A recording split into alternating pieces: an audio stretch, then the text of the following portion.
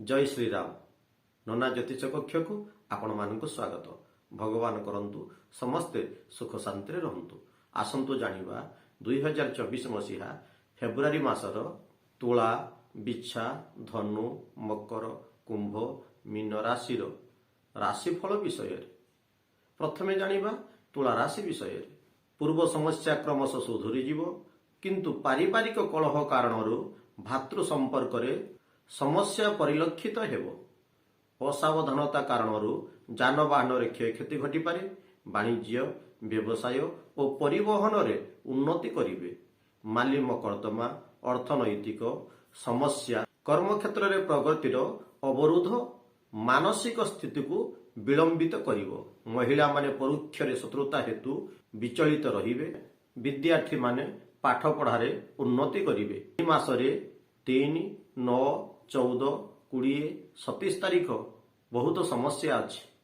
एही तारीख गुड़िकरे आपण जगन्नाथ मंदिर दर्शन करंतु। ए मासर प्रतिकार प्रत्येक शुक्रवार शिव मंदिर दर्शन करंतु एवं प्रत्येक मंगलवार हनुमान मंदिर दर्शन करंतु। फलरे ए मासटी आपणकर सुख शांति कटिबो। एबे जानिबा बिच्छा राशि विषय। ए मासरे शनि आपणको खराब फल प्रदान करिवो। फलरे आलस्य, अवहेला और विलंब हेतु प्रगतिर पथरोध हेबो। बृहस्पति आपणको पय शुभ प्रदान करिवे। फलरे आकस्मिक भावरे अप्रत्याशित भावे अर्थ, गृह, वाहन, गाड़ी मोटर प्रभृति लाभ हेबारु मन खुशी हेबो। विदेश यात्रा, वाणिज्य और परिवहन, निर्माण, चुक्तिपत्र, शेयर बाजार, राजनीति और सांगठनिक कार्य सफलता हासिल करिवे। महिला माने कला प्रवीणा हेबे। छात्र छात्री माने पाठ पढ़ारे शुभ फल पाइबे।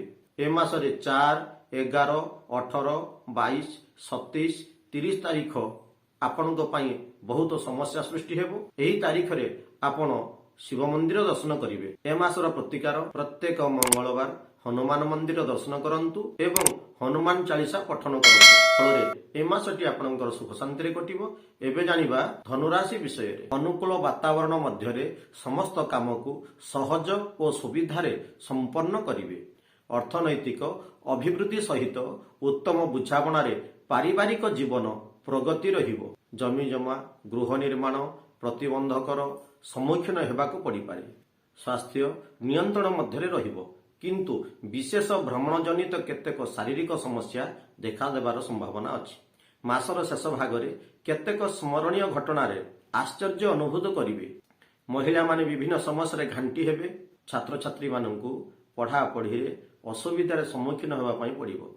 ए मासरे 2, 6, 12, 18, 23 एही तारीख गुड़िक आपणक पई समस्या सृष्टि करि पारे। एही तारीख रे आपण शिव मंदिर दर्शन करंतु। ए मासर प्रतिकार प्रत्येक मंगलवार देवी मंदिर दर्शन करंतु एवं बुला कुकुर को किछि खाइबा पई दियंतु। फलरे ए मासटी आपणकर सुख शांति कटिबो। एबे जानिबा मकर राशि विषय। केतेक पुरातन रोगर प्रादुर्भाव दुश्चिंतार कारण होई पारे। वैषयिक उन्नति संगकु सामाजिक, राजनैतिक और पारिवारिक जीवन आनंदरे कटिबार सूचना रहिछि। निर्माण, परिवहन क्षेत्र, व्यवसाय स्थिति आशानुरूप फलप्रद हेबो। महिला माने आध्यात्मिक दिग प्रति मन बळाइबे। छात्र छात्री माने पढ़ा पढ़ी सुफल पाइबे।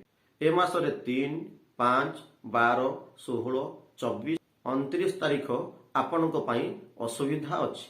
आपण एही तारीख गुड़िकरे शिव मंदिर दर्शन करंतु।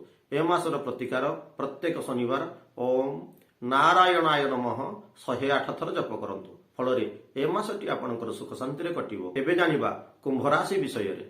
सामाजिक प्रतिष्ठान सम्मान वृद्धि हेबो। व्यवसाय समस्त आशा पूर्ण हेबो। पारिवारिक जीवन रे आत्मविश्वास वृद्धि पाइबा संगे संगे समय गुड़िक सुख शांति कटिबो। दूर स्थान को यात्रा करिवार संभावना अछि। फलरे कम परिश्रम रे आशाजनक फल प्राप्ति हेबो। सामाजिक प्रतिष्ठा मान सम्मान वृद्धि हेबो। व्यवसाय समस्त आशा पूर्ण हेबो। पारिवारिक जीवन रे आत्मविश्वास वृद्धि पाइबा संगे संगे सुख शांति रहिबे। दूर स्थान को यात्रा करिवार संभावना अछि।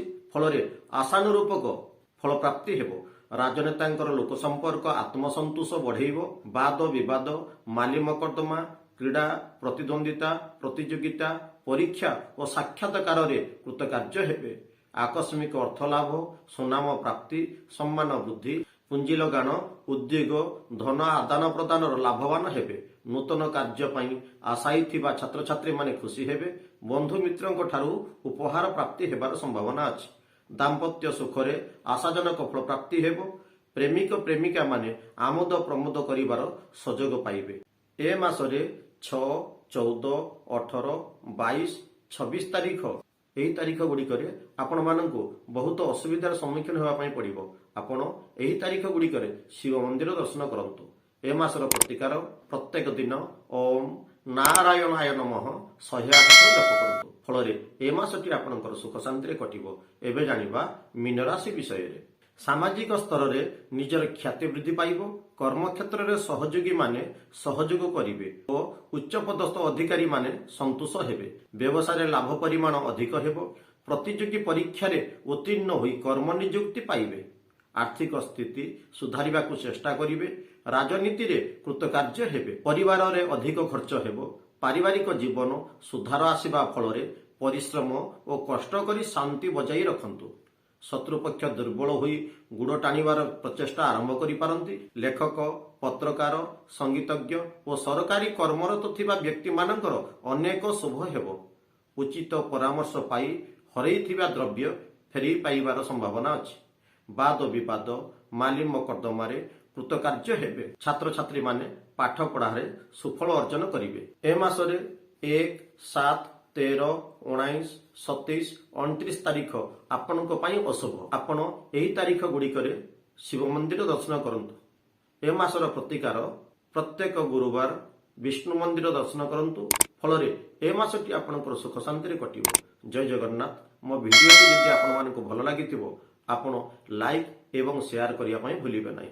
ଯେଉଁମାନେ ନୂଆ ଦେଖୁଛନ୍ତି ମୋ ଚ୍ୟାନେଲଟିକୁ ଆପଣ ସବସ୍କ୍ରାଇବ୍ କରିବା ପାଇଁ ଭୁଲିବେ ନାହିଁ। ଜୟ ଜଗନ୍ନାଥ।